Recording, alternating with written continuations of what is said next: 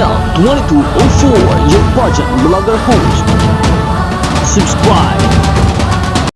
Magandang araw Pilipinas and good day pageant lovers! Ayaw magpahuli at lalong hindi patitinag ang Miss Universe Philippines 2026 Baguio City na si Roxy Bayens. Fierce in red ang kanyang latest pasabog na talaga namang pinag-usapan at hinangaan ng napakarami.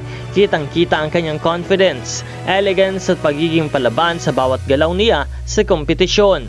Hindi rin matatawaran ang kanyang experience dahil si Roxy ay may matibay na background sa pageantry. Mula sa national hanggang international stage, kabilang na ang kanyang paglahok sa Miss Earth, kaya naman dala niya ang husay, disiplina at world-class na performance sa laban na ito. Ngayon, mas determinado siya na masungkit ang korona ng Miss Universe Philippines at irepresenta ang Pilipinas sa Miss Universe stage.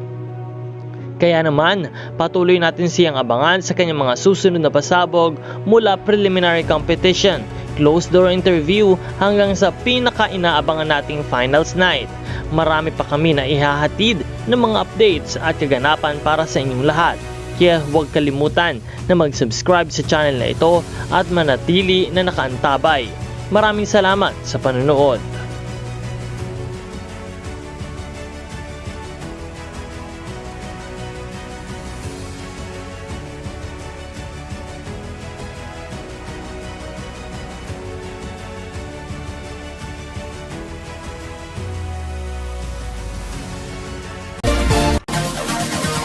Support your favorite candidates and leave a comment.